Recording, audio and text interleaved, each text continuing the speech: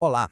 Hoje a gente vai mergulhar numa pergunta que, olha, parece super simples, mas que na verdade esconde um universo de significados. Uma daquelas perguntas que talvez diga mais sobre quem está perguntando do que sobre a resposta em si. Então vamos lá, direto ao ponto. O que é a comunidade? Para pensar um pouquinho. Qual é a primeira coisa que vem na sua cabeça? Provavelmente é algo bem específico, né? A resposta que a gente mais ouve por aqui no Ocidente é essa. Um grupo de pessoas, de indivíduos que têm interesses em comum. Simples, direto. Mas e se essa for só uma das respostas possíveis? E se para outros povos, comunidade for algo como uma teia de parentes, vivos e até não vivos, ou uma ordem cósmica, ou uma força que atravessa gerações? E aqui está o X da questão. Quando a gente pega uma resposta e trata ela como se fosse a resposta, a única que existe, a gente acaba limitando a nossa própria imaginação. Não é só uma questão de diversidade cultural, sabe? É sobre perceber que existem, de fato, mundos diferentes coexistindo. Tá. Então, como é que a gente faz para expandir essa visão? Para ajudar, a gente vai usar aqui um framework bem poderoso que foi pensado exatamente para isso, para nos ajudar a enxergar as diferentes realidades que operam no nosso planeta. Isso leva a gente para uma ideia central, o tal do conflito ontológico produtivo. A meta aqui não é fazer todo mundo concordar e dar as mãos. Muito pelo contrário.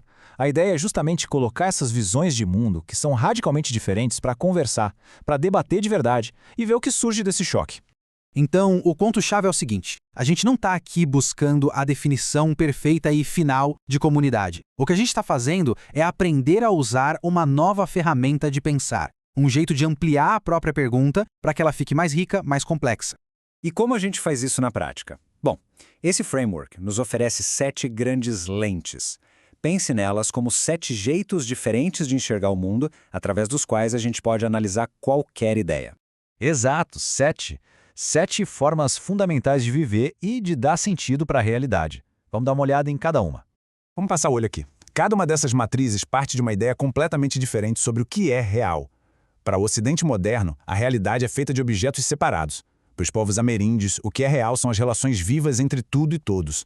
Na África subsaariana, é a presença real dos ancestrais no dia a dia. No leste asiático, é o fluxo de energia que conecta tudo. Para a visão islâmico-mediterrânea, é a unidade com o divino. Na Polinésia, são as conexões feitas através do oceano. E na Eurásia Central, o movimento cíclico do tempo. Cada linha dessa tabela é, literalmente, um outro universo. No mundo ocidental moderno, a base de tudo é o indivíduo, a pessoa. A consciência isolada que, pensando, prova que existe.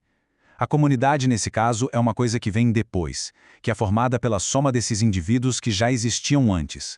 Agora, olha só o contraste absurdo com a filosofia Ubuntu. Aqui a lógica é completamente invertida, de cabeça para baixo. O indivíduo não vem antes da comunidade, ele nasce a partir dela. Uma pessoa só é uma pessoa por causa das outras pessoas. A comunidade é a condição inicial para que o indivíduo possa existir. E é exatamente aqui que a mágica acontece, quando a gente coloca essas duas visões lado a lado. Não para ver qual delas ganha, mas para a gente entender a profundidade do abismo que existe entre elas. O nome técnico para esse tipo de choque de ideias é antinomia. É uma contradição que não tem solução. Não dá para resolver com a síntese. Não tem um meio termo feliz. Porque a premissa de uma visão basicamente anula a premissa da outra. E bem no centro do nosso debate sobre o que é comunidade, a gente encontra a antinomia mais importante e a mais básica de todas. É o conflito entre a visão de substância e a visão de relação. De um lado, é como se o mundo fosse feito de tijolos. Os indivíduos são os tijolos e a comunidade é a parede que a gente constrói com eles. Do outro lado, o mundo é como uma teia. As relações são a teia e os indivíduos são só os nós que aparecem momentaneamente nela. A realidade de verdade é a teia, não os nós. Deu para sacar como não tem como misturar as duas coisas? Ou os indivíduos vêm primeiro, ou as relações vêm primeiro. Para uma dessas visões ser a verdade fundamental, a outra tem que estar, por definição, errada. Não existe é um pouco dos dois, quando a gente fala do que é a realidade na sua base. Certo.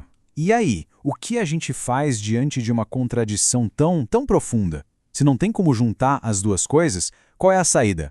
A solução é ao mesmo tempo radical e muito elegante. Em vez de ficar forçando uma única resposta certa, a gente abraça a tal da coexistência produtiva. O que isso quer dizer? Quer dizer reconhecer que essas lógicas diferentes, a do indivíduo e a da relação, são válidas e funcionam dentro dos seus próprios mundos. E que a gente pode aprender muito só de observar essa tensão entre elas.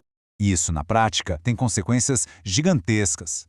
Significa que um conceito como democracia, por exemplo, não pode ser simplesmente exportado como um pacote fechado. Uma democracia de indivíduos é uma coisa radicalmente diferente de uma democracia de relações. E o mesmo vale para a educação, para a ideia de propriedade e, claro, para a comunidade. E assim a gente volta para a pergunta do começo, mas com sorte de um jeito bem mais profundo.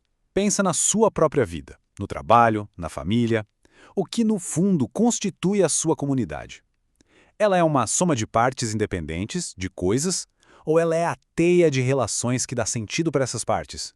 Não tem resposta fácil, e talvez a beleza da coisa esteja exatamente aí.